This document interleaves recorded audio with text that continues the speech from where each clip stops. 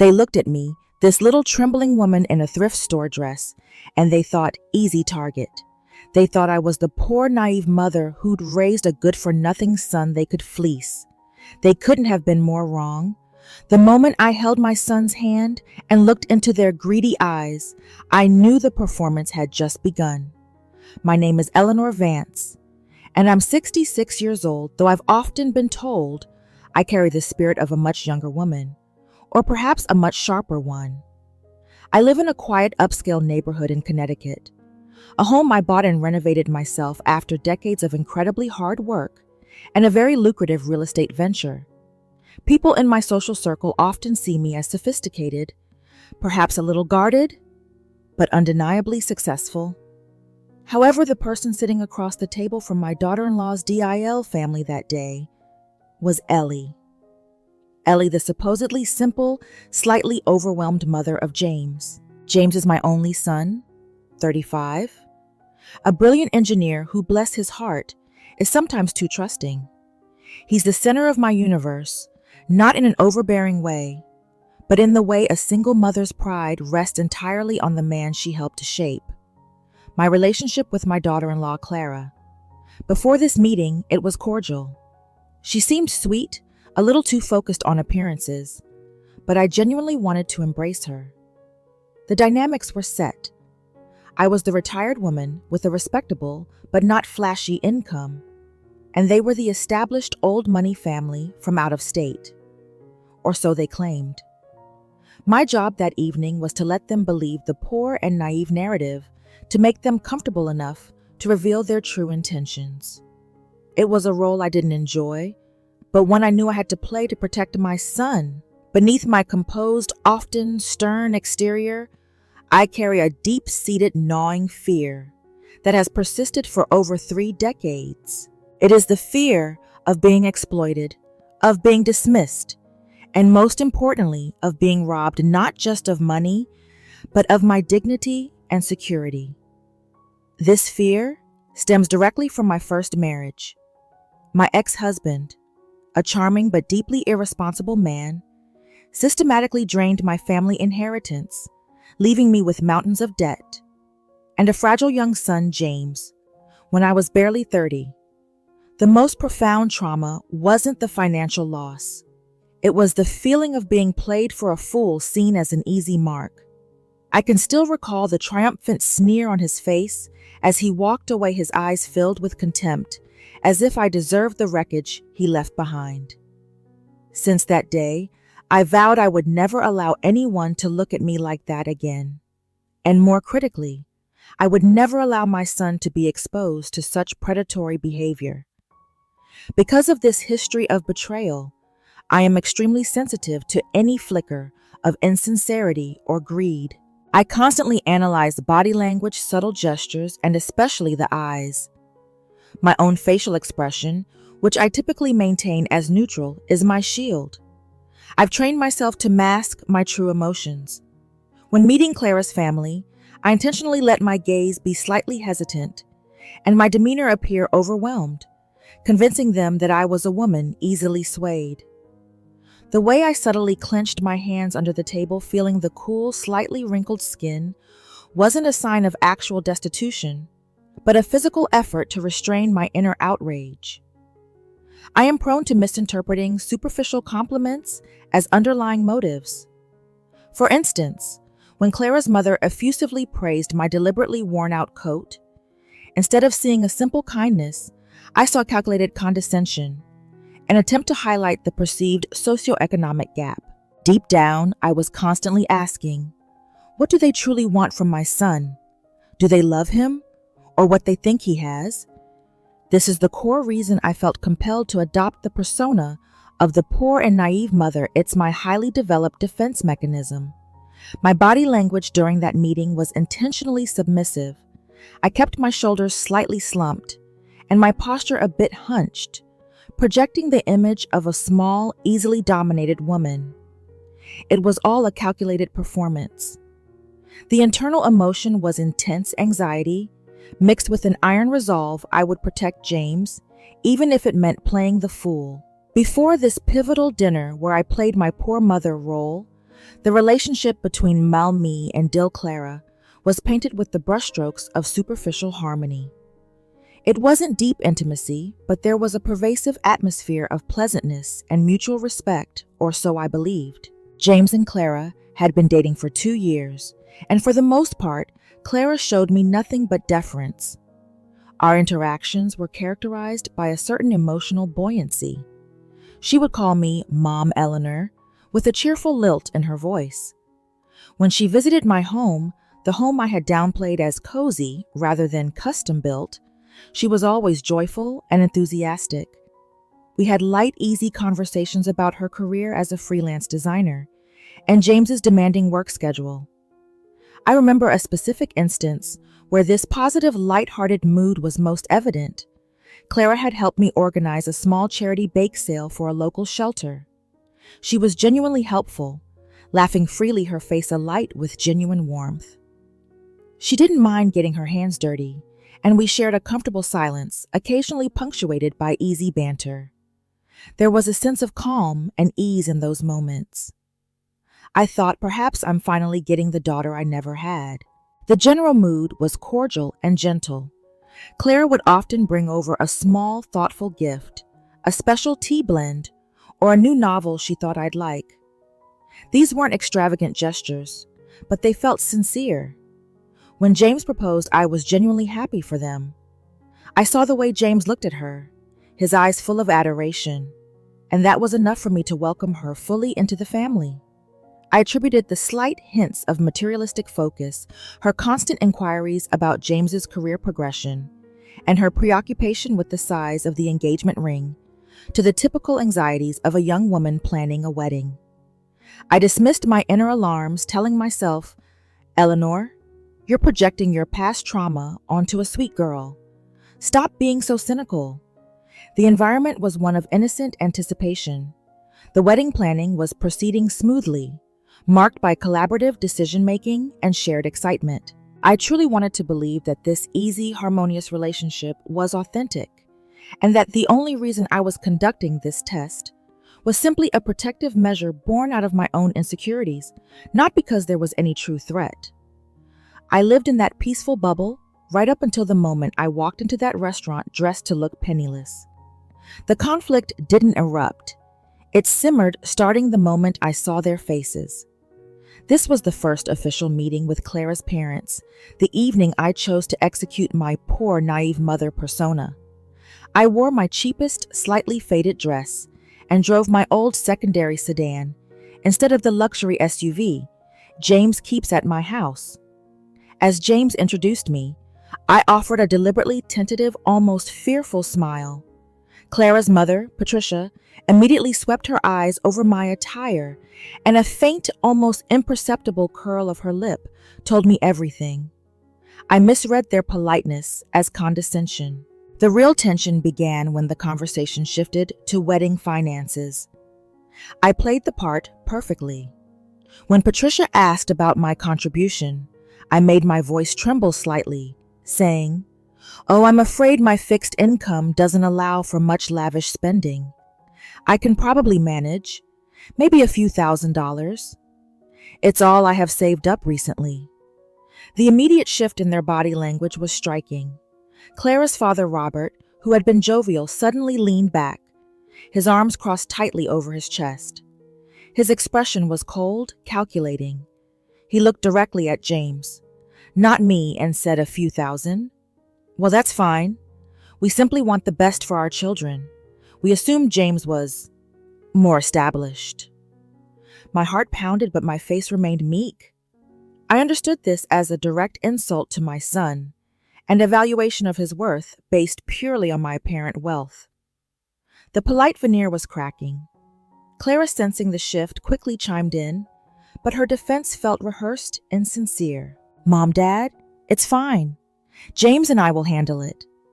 But her eyes darted towards her mother, seeking approval. Then came the kicker. Patricia, with an air of faux sympathy, turned to me. "Eleanor, dear, I'm sure you've done your best.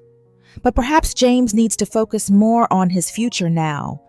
We were hoping he might move his assets into joint accounts before the marriage." just for simplicity. To make sure he's not unnecessarily burdened by previous commitments. Burdened by previous commitments. That phrase hit me like a physical blow. I instantly perceived this as an attempt to separate James's assets from my influence and potentially to discover the extent of his actual wealth, which they still believed was tied to my meager savings. My inner response was a silent, searing anger fueled by my past. They are trying to fleece my son just like my ex-husband did to me. My hands resting on my lap involuntarily curled into small, tight fists. My gaze, though aimed at my teacup, was laser-focused on Patricia's smug expression. In that moment, the polite dinner transformed into a silent, high-stakes negotiation.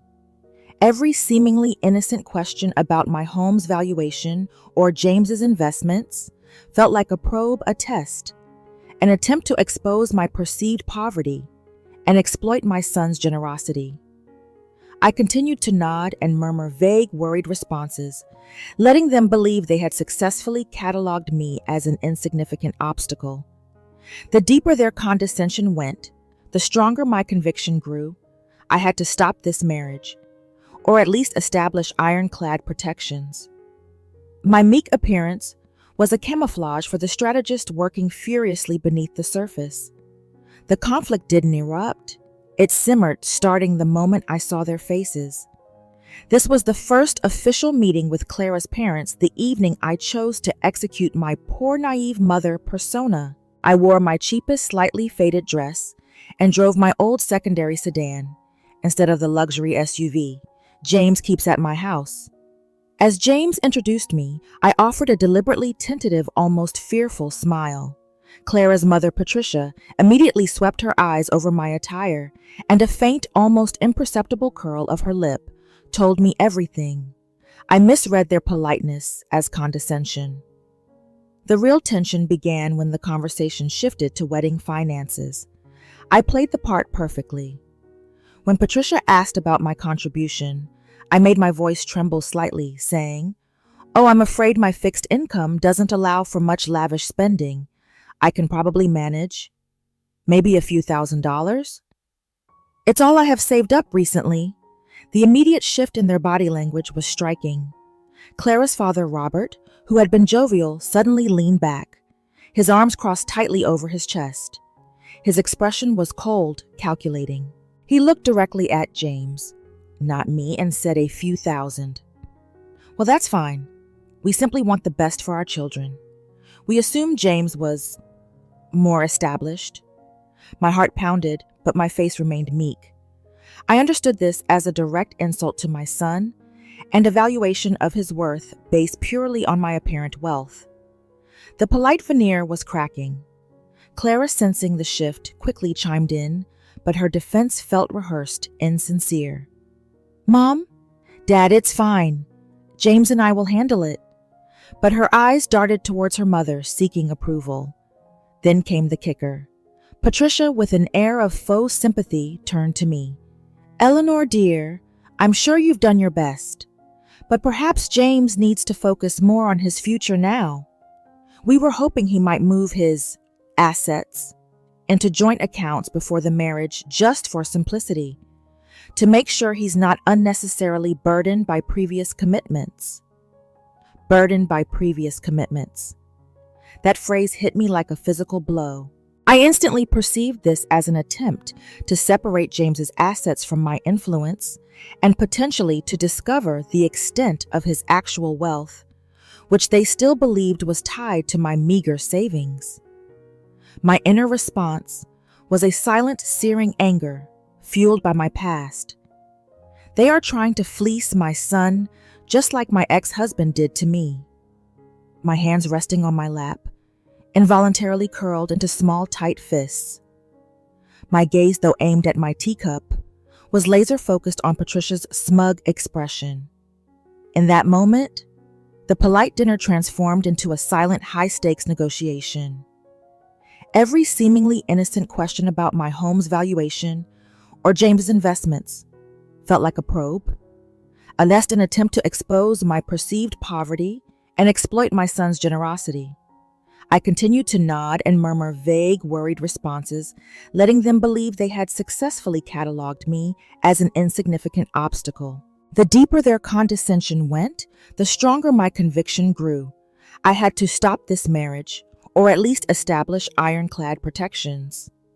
My meek appearance was a camouflage for the strategist working furiously beneath the surface. The real turning point wasn't just their condescension. It was a small, cruel moment of dismissal that shattered the last shred of my hope for genuine connection.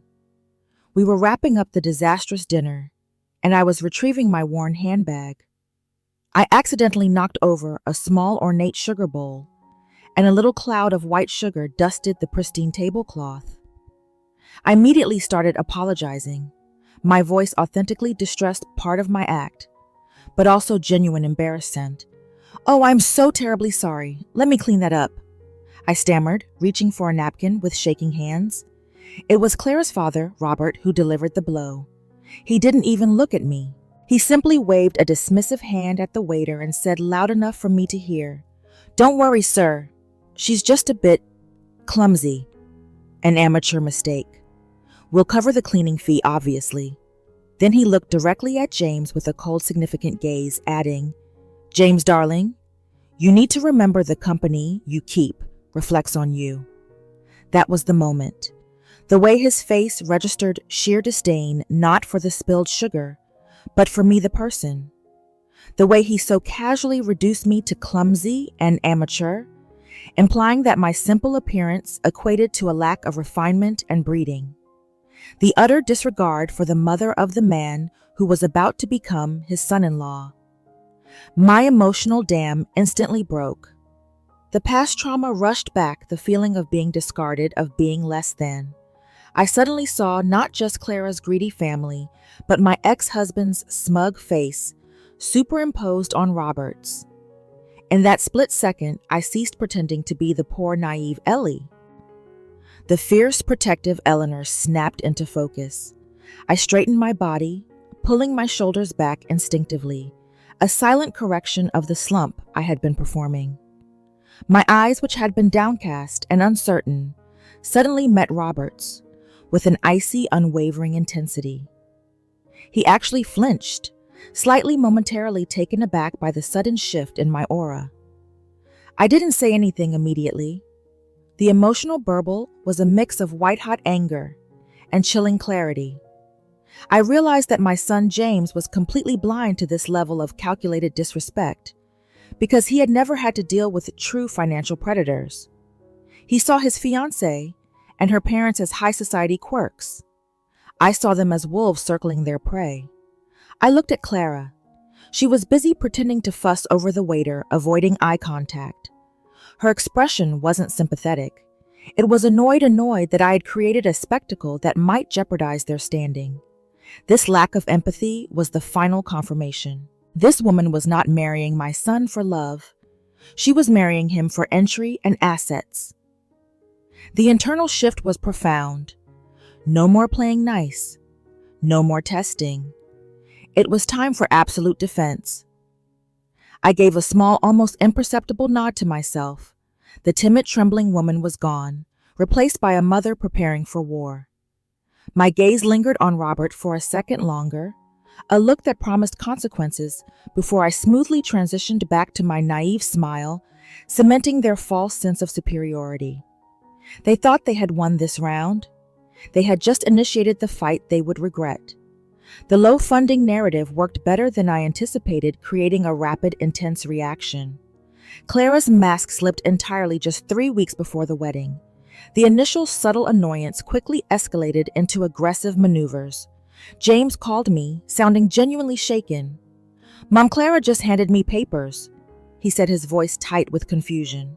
"There are requests to transfer full financial control of our joint savings and my investment portfolio into her name temporarily to manage the wedding stress and consolidate funds because of your supposed financial instability." My internal reaction was a surge of absolute fury, but externally I maintained a measured calm. There it is, the calculated grab. This wasn't about wedding stress. This was a preemptive strike trying to gain control before the prenuptial agreement was finalized. But the most shocking move came from Clara's parents. They didn't just push for financial control. They played a vicious psychological card. Patricia, the mother, made an unsolicited, tearful call to James, the audio of which was perfectly captured by my kitchen recorder. "James, honey, I hate to say this." Patricia's voice dripped with false sympathy. "But my heart breaks for you. Your mother, Eleanor. She seems unstable. My lawyer suggested that her erratic behavior, cutting your funds so drastically, might be a sign of diminishing capacity or even early onset dementia. She was trying to slander my character and my mental stability to invalidate my financial authority and my future estate decisions. The sheer audacity of this fabricated evidence using my staged poverty as proof of mental decline made my blood run cold. James, bless his naive heart, was deeply torn. His face when he next visited was a picture of stress and confusion. He looked at me, his eyes searching for reassurance. "Mom, they suggested I call a psychological evaluator to check on you just to protect you and your assets from bad decisions. What is happening?" At that moment, facing my son's tortured expression, I knew I had to push back without revealing my full hand. I let my own face convey profound hurt and shock. My hands went to my chest, a dramatic but effective gesture of betrayal. "Oh, James, they would say I'm losing my mind just because I'm tightening the purse strings. That is despicable. That is deeply manipulative behavior." My internal monologue was screaming, "Clara, your parents just signed your divorce papers." They were trying to paint me as an emotional liability, turning the drama level to an extreme high. This wasn't just about money. It was about destroying my credibility and my relationship with my son.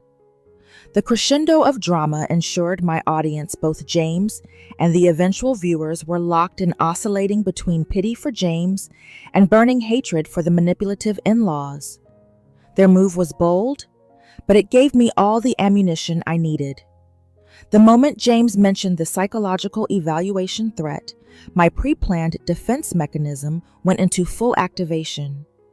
I looked at James, maintaining the wounded but resolute expression of a mother wrongly accused. My eyes held his, conveying a depth of sincerity that cut through his confusion.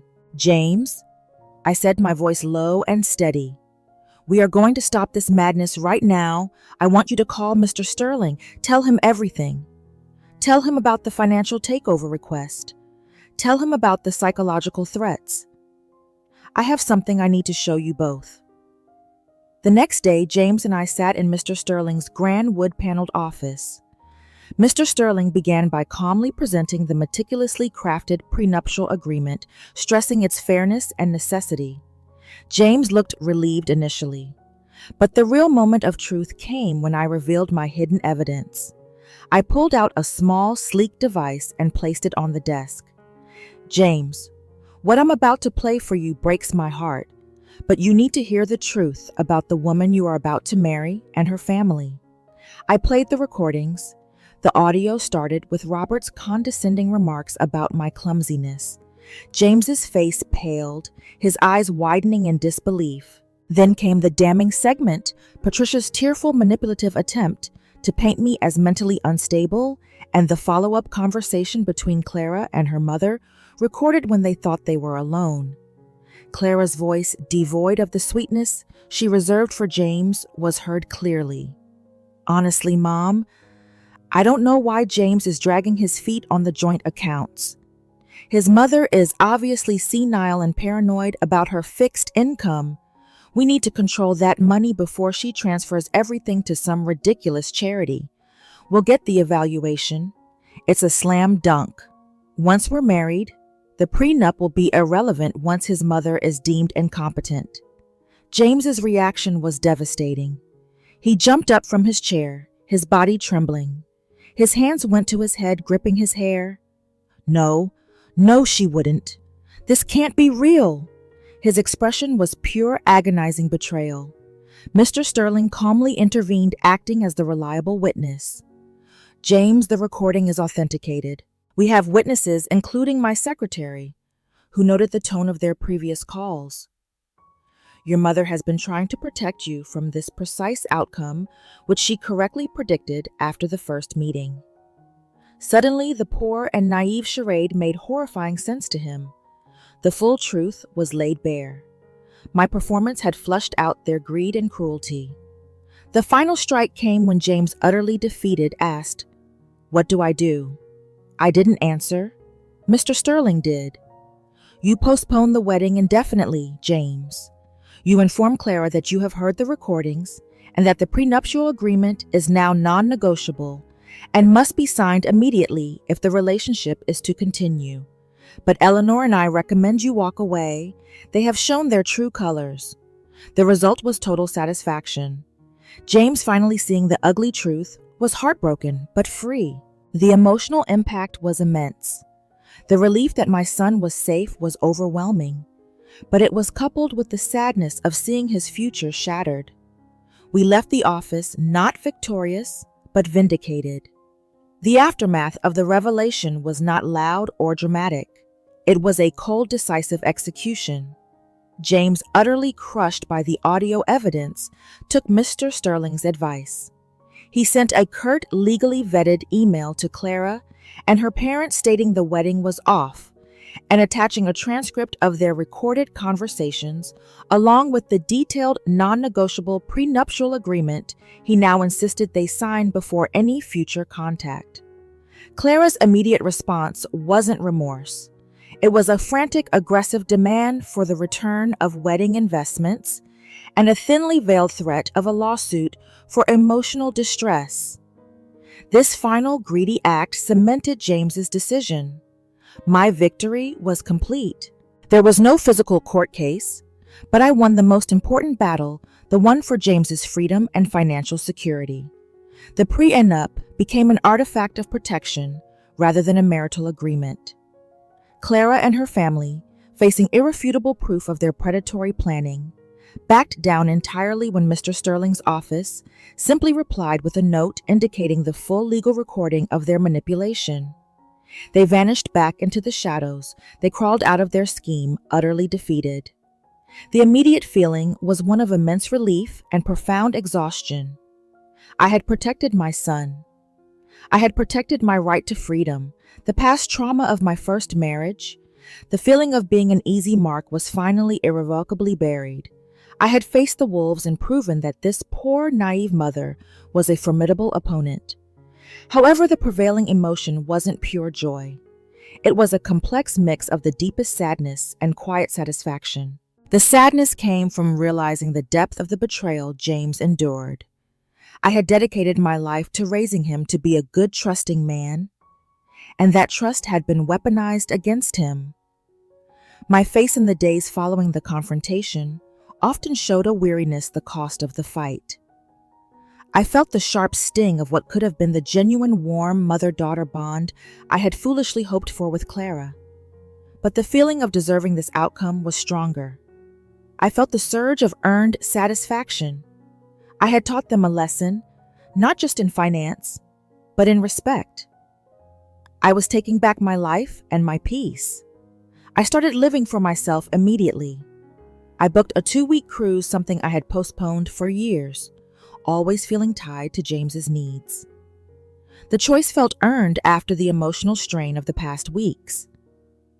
The moment I stepped onto that ship, watching the coastline disappear, I knew I was starting over. The role of the meek poor mother was discarded, replaced by Eleanor Vance, the successful, shrewd, and fiercely protective woman who had just saved her legacy. It was a deserved moment of quiet triumph. The week after James called off the wedding, the adrenaline rush faded, leaving me in a quiet, unnerving space of internal reckoning.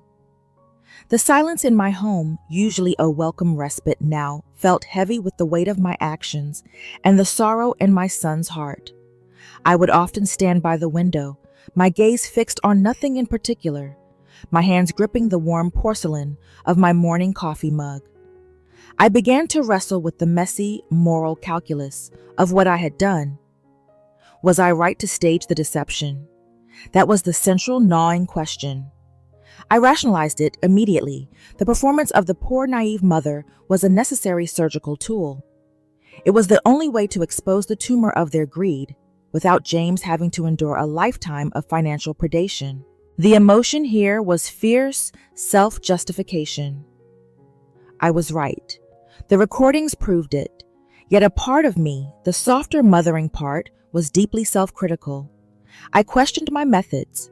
Did I go too far? By assuming the worst, by setting a trap. Didn't I violate the very boundaries of trust I was trying to protect for James? My initial fear stemmed from my trauma. And while that trauma was real, I had used it as a lens to view Clara, perhaps denying her any genuine chance to prove otherwise. I saw her lack of empathy in the moment of the spilled sugar, and that alone triggered my nuclear option. Was that truly fair? I would look at my reflection in the glass, my face etched with worry, and see the paranoia of my past staring back. I realized that my own emotional scarring had driven the entire conflict. I was so terrified of history repeating itself that I preemptively destroyed a potential future for my son. Though James was safe, he was also heartbroken. My body would slump slightly as I felt the crushing guilt of causing his pain. The deepest conflict was realizing that while I saved his money, I couldn't save his innocence. He now sees the world and relationships through a far more cynical lens, a lens I unwillingly handed him. My eyes would well up, not from defeat, but from the realization of this painful trade-off. I won the tactical battle, but the strategic emotional cost was high. I had been forced to become the cold, calculating mother to protect him, and I was deeply wrestling with the price of that transformation. My internal world was a battlefield of regret and unshakable resolve. I did what I had to do, but the emotional truth was that it hurt us both. I knew I needed to address this lingering shadow, not just for myself, but to ensure I handled James's recovery, not as a triumphant mother, but as a supportive, reflective one. The complexity of this situation demanded that I acknowledge both my unwavering correctness in action and my profound mistake in projecting my pain. The week after my intense internal conflict, I realized that true resolution couldn't just be about winning. It had to be about healing and growth. I acknowledged the pain I caused James, even if it was a protective measure.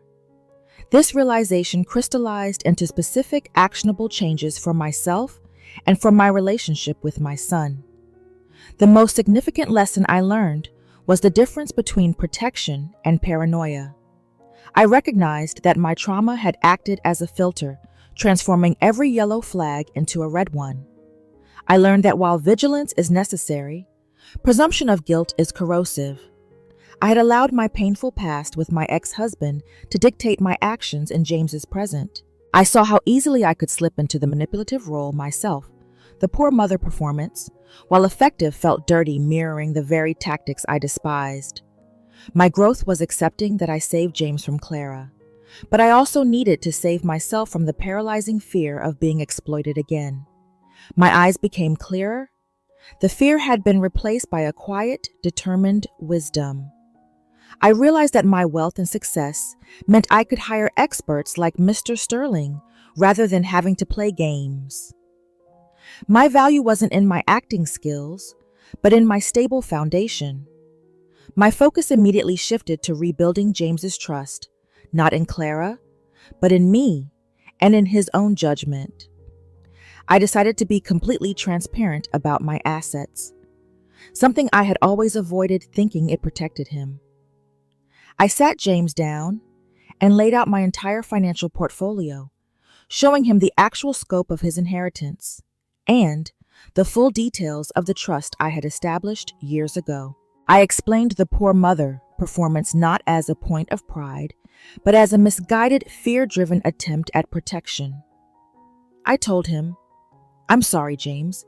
I should have trusted you enough to tell you the truth and let you make informed decisions instead of playing a role." I let my face convey genuine regret. I promised him that from that moment forward, There would be absolute honesty, and that I would treat him as the capable, intelligent man. He is not a child needing protection. The primary flaw in my decision-making was the reliance on stealth and deception, even if the motive was pure. I assumed I was the only one capable of seeing the threat, which led me to disrespect James's ability to handle conflict. The compulsion to act covertly came from the deep-seated belief that open confrontation would lead to the same ruin I experienced decades ago. However, my secrecy led to an emotional cost that was unnecessary. The sudden financial cutoff and the subsequent revelation caused immense shock and humiliation for James, which could have been mitigated if I had simply involved him sooner and shared my concerns before the dinner. The condition that forced me to reevaluate was seeing the depth of his broken trust. My lawyer, Mr. Sterling, pointed out that while my actions were legally sound, they introduced emotional volatility. The essential learning was this: boundaries are best enforced with clear communication, not calculated drama. My hands would often fiddle nervously when I thought about the stress I put James through a physical manifestation of my guilt. I learned that true strength is not manipulation, but transparency. I committed to always leading with facts and direct communication, reserving the act only for situations involving hostile external forces, never within my own family unit. My priority became healing, James assuring him that true love and trust exist, starting with the unconditional trust between a mother and son. Looking back now, standing on the deck of that cruise ship, watching the sunset over the vast, uncaring ocean, I realized the most valuable currency in life isn't money, it's clarity. This whole ordeal, the Poverty Act, the spying, the confrontation, it was a highly condensed, painful lesson on human nature, driven by my own lingering trauma. Now I want to share the genuine hard-won lessons, particularly for those of you out there who, like me, are navigating the complex, often treacherous waters of family and finance in America. The first and perhaps most crucial lesson is about empathy, but with boundaries. We are taught to be empathetic, to understand where others are coming from. I tried that with Clara. I gave her the benefit of the doubt, attributing her focus on money to typical American materialism. But my empathy failed because I lacked clear boundaries. Empathy should never extend to letting someone violate your fundamental sense of security or disrespect your family. You can understand a person's greed without enabling it. I had to learn that my boundaries are not walls to keep people out, but fences to define where my property, my peace, my resources, my son's future begins and ends. If someone shows you their true colors, especially in a moment of perceived weakness, believe them, but don't just endure it. Establish a clear, non-negotiable boundary immediately. Secondly, and this is directed at parents like me, the danger of silence versus the power of communication. My greatest mistake wasn't testing Clara.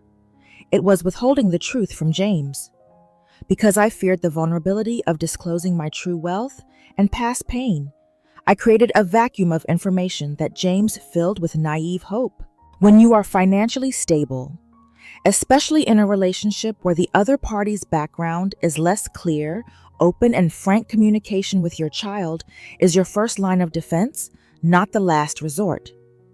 I should have told James, this is what we have, this is how we protect it, and this is what red flags look like based on my past experience. Transparency is a form of respect. Had I communicated openly, he might have recognized Clara's manipulative language much sooner, and the fallout wouldn't have been so devastating. I learned that you cannot teach financial literacy and self-protection through silence.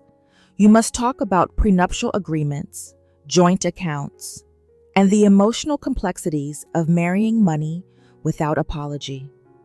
Finally, remember this vital truth. Your past trauma is a guide, not a governor. My history of betrayal made me hypervigilant, which ultimately saved James. That was the guide. But when I let that trauma govern me, I acted out of fear, resorting to elaborate deceptive schemes. I was reacting to my ex-husband, not to Clara. It is essential to process your pain so that you can see the current situation clearly without projecting decades of hurt onto an entirely new scenario. Use your experience to set high standards for ethical behavior in those around you, but don't sacrifice your integrity in the process.